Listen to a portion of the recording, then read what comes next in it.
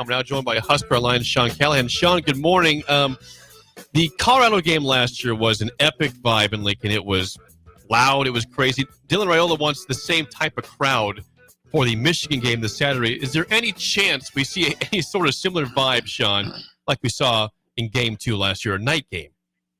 Yeah, that night game was pretty special. I mean, you had Bud Crawford lead the team out, and I think let's start there. If Bud Crawford does lead the team out of the tunnel, that'd be a good tone setter to get things going. But a lot of it's the play on the field. I mean, you got to play at a high level in that Colorado game. Not only did they win, but the first half was electric as far as the defense making big sacks. You know, Ty Robinson and the guys just shoot it up the middle and threw Shedeur Sanders down like a rag doll. That's how you get the crowd going. So, you need to see the play on the field make, opportunities and make plays to get that crowd into it. But, yeah, it's got a chance to be up there. But, yeah, 2:30 is a little different than 6:30. But I do think it's got a chance to be pretty special as long as the play on the field is at the level it needs to be. So you're speculating right now, I understand. Do you expect to see Terrence Crawford at this game? I lean towards yes. I mean, unless there's just some sort of obligation that he's already committed to that we don't know about. But I know he's coming back. Michael Severe, who kind of knows the ins and outs of that stuff on Big Red Rapids, said he's coming back into Nebraska, and there's, I believe, a parade or something they're doing for him this week when he gets back. So, yeah, it makes sense. I mean, if to do that, and, great for him and his brand. And I know Nebraska obviously would love to have him back, and we know Troy Dana would love to have a Crawford fight in that stadium, and who knows, that could be his next fight if everyone is able to get what they want there. So, yeah, it makes sense on a lot of different levels. Sean, what makes you most optimistic about Nebraska's chances to win this game? What factors are prevalent in your mind in that regard? Well, I think just the rhythm and the way the offense is playing right now. I don't care who your opponent is, to do what Nebraska's done the last 2 weeks particularly, and even the efficiency of it has been there, and especially with Dylan and the receivers, that he's going to make all the throws, and he's as good in terms of grading on Pro Football Focus. He's been as good as any quarterback in the country, in throws of 10 to 20 yards, which those are the kind of throws that win you games. Not deep balls, not short screen passes. The throws they get down the field 10 to 20 yards. And he's been really good in that area. Emma Johnson, if he can give them a quality 20-plus carries, I think that will be enough if he's able to get around 100 yards and 20 carries. That's going to be hard, though. We know running for 100 yards on Michigan is no picnic, so that will be an X factor. But, yeah, you still worry about the defense, and you worry about how Michigan's going to try to run the ball at them because of just the size of Nebraska. They're not as big as they have been in terms of the front. And, Michigan's got, the fan base there may not love this O-line they currently have at Michigan, but that's a line of a lot of household names, a lot of good players that were big time recruits. And they're going to run it at Nebraska, and Nebraska's going to have to bow up front. I mean, Michigan ran for nearly 400 yards a week ago, and that has my concern, because it could completely change the complexion of this game if they're able to run for, say, 200-plus rushing yards. Keep it right there, Sean, from my Sean Callahan, Husker Line. The first two games, only 5 carries for Bryce Underwood. Didn't get any yards. Last week, 9 carries for 110-plus yards, a couple touchdowns. They unleashed his legs. We saw game 1, Brendan Sorsby had almost 100 yards rushing for Cincinnati. I mean, do you think that part of the game plan will be him getting up to potentially 10 rushes, whether it's scramble or design run this Saturday, Sean? Well, yeah, he has just 4 design runs on the year. The other runs are all scrambles. So he had the big one in the red zone last week, and that's probably what you have to be aware of when he's in the red zone near the goal line, the QB choice runs. But I think there's this misconception. He can run, but he wants to be. He's a pro-style guy. He'll sit in the pocket. He'll make the throws, but he can take off and get plays with his feet. And that's what most of his yards have been. I think 96 of his true rushing yards, when you take out sacks, have been through scramble plays. And then there's been about 22 yards through actually true design runs. But he can do that. And you would think that they're going to look at that Cincinnati tape and find opportunities for him to run. But he's going to have the freedom on every pass play to take off. And that will be one of the bigger X factors. What will John Butler's plan be on the scrambles?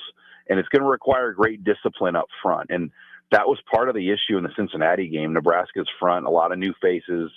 You had a lot of guys just, maybe not play their gaps properly or, lose assignment. And that's what led to some of the big runs by Sorsby when you have guys rushing up the field. And I think you have to have a sound plan for that in this game going into it. Sean, a loaded question, kind of. Are we sure that Michigan not having Sharon Moore is an advantage for Nebraska? Well, it's hard to say, but yeah, I would say it is. I mean, you lose your general in battle, and I think this week is different than last week. I didn't realize this, guys, but Sharon Moore was with the whole team last week up until Friday night. So he helped game plan in the facility for Central Michigan, and then he was able to leave Friday night from the team hotel, and he had to be out of there by midnight. So when right before kind of bed check and guys went to bed at their final meeting, he addressed the team. It was fairly emotional, and the players got into it a little bit, just thinking about him leaving the team for that entire week. So this week is different than last week. He can't be around anything. And I do think that matters, especially on the road, especially if there is some, drama or adversity in the game. But Biff Poggi has been involved in games. He's coached as a high school head coach and at Charlotte. Chip Lindsey's been the head coach of Troy. So they've got two guys on that staff that have been Division I head coaches. It's not like they're, in a situation where you've got a bunch of young assistant coaches that are all of a sudden going to have to be head coaches. I mean, they've got older guys that have been around the block on that staff that know how to run a sideline on a game day. From my Sean Callahan. Sean, big picture for this game. Nebraska has lost 27 straight games to ranked teams. Matt Rule is 2-22 in his career against ranked teams. If they were to win this game against, again, it's a good Michigan, not a great elite Michigan team, get to 4-0, how much does that change the picture and kind of that monkey off the back for this program? Yeah, they haven't started a year in a regular season 4-0 since 2016. Yep. Coincidentally, the last time they beat a ranked opponent. And that's usually how it goes. You're not going to get to 4-0 without beating a ranked team when you play in the Big Ten. You're just going to play good teams eventually, and they've not been able to win these games really the last 10 years. But yeah, this is a great opportunity. You're at home. In terms of Michigan teams Nebraska's played in the Big Ten history in the last 15 years, this would probably be towards the bottom of the talent level and quality of teams. I mean, I think the early years of the Big Ten, you had Denard Robinson and some of those. The first year Nebraska joined the Big Ten, Michigan still went to the Sugar Bowl that year, and almost they lost in Ann Arbor that year. And then the next year they beat them, but after that, Nebraska won in Ann Arbor, and then Brady Hoke was done, and then Harbaugh came in. They've not been anywhere close to Michigan. I think this is the closest they've been to Michigan in terms of an opportunity to win the game since the Jim Harbaugh era began there. And you just don't get these opportunities, and you've got to take advantage of it at home. And you've got good film on Michigan because they've already played one good opponent in Oklahoma. It's not like they've sat back and held everything back. So you know what you're going to see, and you know what you got to do to win the game. And, and you've got it all set up for you. Now it's about, locking in and making the plays to win this game. Great stuff, Sean. Now, Sean, are you of the mind that this is the biggest game of Matt Rule's tenure? I think it is. I mean, but as you like to say, well, the next week is, and the next week is. But right, like last year's Illinois game was big because it could have been 4-0. Mm-hmm. It was a Friday night game, and it kind of set it up. They lost that game, but I do think just the nature of a chance to beat a blue blood in Lincoln, ranked, to kind of elevate this season. And look, Michigan State in 2 weeks will not be a picnic. We know Michigan State's undefeated right now too, and so every one of these games is going to have meaning over the next few weeks. But I do think just the opportunity to beat Michigan and kind of get the respect, because nobody right now is giving Nebraska any respect. And because everyone in the past has kind of bought in on Nebraska and then they've been disappointed. And until they prove it, the so-called experts and rankings people are not going to give Nebraska the respect until they prove it, because everybody's been burned by going in on Nebraska before they've got back. And I think that's why Dylan Raiola's not getting the respect he probably deserves right now, and the team's not, because until they prove it with one of these kinds of games, nobody on a national level is going to prop Nebraska up there. They've got to earn it, and this is a game where you can earn it. Sean, we saw week one, Nebraska and beat Cincinnati 20-17. Emmett Johnson had 32 touches in that game, 25 carries, 7 catches for Nebraska. You haven't really seen a backup running back establish himself. Quentin Ives was okay last week, but do you expect to see him get like Emmett Johnson, like 90% plus of the carries for running back for Nebraska on Saturday? I do. I mean, I think the last 2 weeks, they've almost limited his overall rep load because of the opponents, but I think to gear up for a game like this, I'm sure their sports science staff knows the data and the numbers, and if you push a guy too much, it is going to affect his level of play. And we always go back. Sipple and I always talk about when they did that with Anthony Grant, when they really pushed him against Rutgers in Indiana, and they won those games. But the toll that he took, he just didn't run the same the rest of the year, and that's what the Big Ten will do to your body. So I think they have Emmett in a good place, and then you have a bye week next week. So this is a game for Nebraska to win. Emmett Johnson's going to have to carry it over 20 times, more than likely, to win this game, and he could push 25. It just depends on the workload, how the game flows. But I don't see a scenario where Nebraska wins this game without Emmett Johnson carrying it at least 20 times. And does he got to get a hundo? Around 100. A lot of it, again, depends on the flow of the game and the possessions, how many possessions are in the game and how it plays out. But, yeah, he's got to be in that neighborhood of 100 yards. I mean, high 80s to 90s to low 100s. I don't know if Emmett's going to be able to break 40-yard runs on Michigan. He hasn't done that a lot in his career, but if he can consistently move the change like we saw in Cincinnati, that will go a long way. What is your level of comfort with the running back picture at Nebraska in general?